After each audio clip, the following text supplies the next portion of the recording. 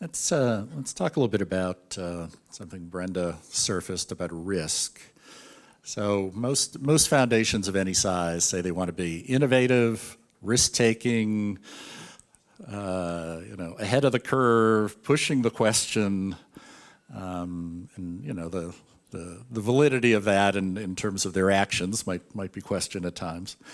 And there's various interpretations of risk in philanthropy of, the prospective grantee might be risky in terms of their stability, or the idea is risky, or there's personal risk to staff or leadership or board. Jen, talk a little bit about how you guys have thought about risk as a dimension of how a foundation either can or needs to be effective. Right. We use a model in which we look at our portfolio of our active grants every time our board meets, every 2 months. And just like our finance committee looks at our investment portfolio, and we have risky investments and stable investments and a range of those, we try to maintain a similar range in our grant portfolio. So we knowingly go into grants knowing that they're going to be risky and they may fail, but we also hope that those are the ones that will have the bigger payoff. And so we just use that portfolio model.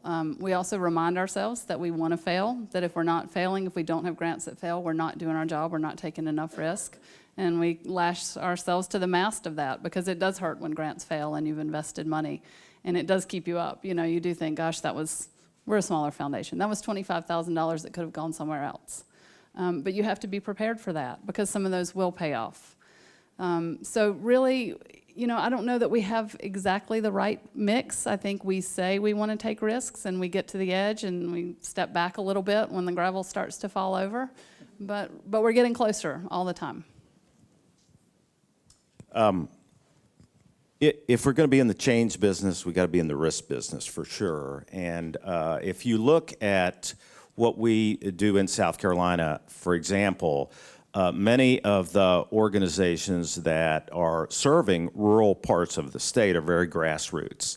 They are small, limited staff, mostly volunteer-driven, great people, great hearts for the mission, limited capacity to do that work in a way that maybe is possible. And so we've committed a lot to helping those organizations improve on the ground in their communities so they can make life better for those people living in those communities.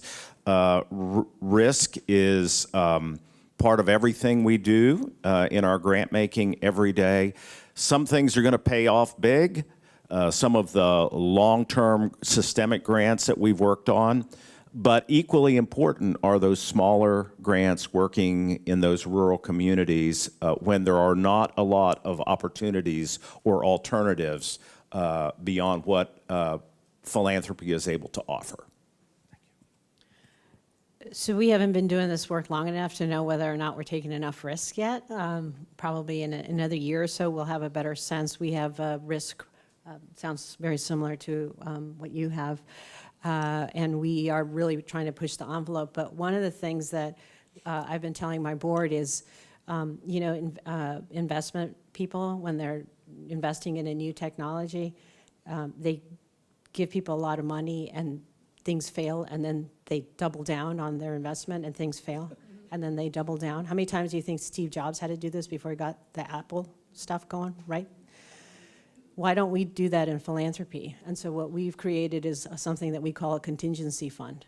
And the idea is that something's falling apart. We have money in our budget that we can go and say, this is falling apart, but we still believe in what they're trying to do. So now we're going to add money to this to make it go over and not fail. We had a follow-up from the audience. So whoever wants to volunteer to tell us about a risk that you've recently faced, or one that played out, or one that perhaps didn't play out, and maybe how you thought about the risk at the time and how you think about it now. We had a situation about 5 years ago where a nonprofit that we funded was struggling in different ways, and one of the ways they wanted to save money was to close 4 rural school-based dental clinics around South Carolina. They were just going to put the locks on them and walk away. And we didn't want that to happen, so we stepped in and took over with some help from another nonprofit, the operation of those clinics for a 24-month period. We helped stabilize the funding situation. We helped strengthen the community investment into those clinics. And now, several years later, they're back up and operating on their own, self-sustaining. Had we not stepped in and taken the risk, the locks would still probably be on those dental clinics today. And the result is hundreds, if not thousands, of rural children, low-income children are being served that might not be served otherwise.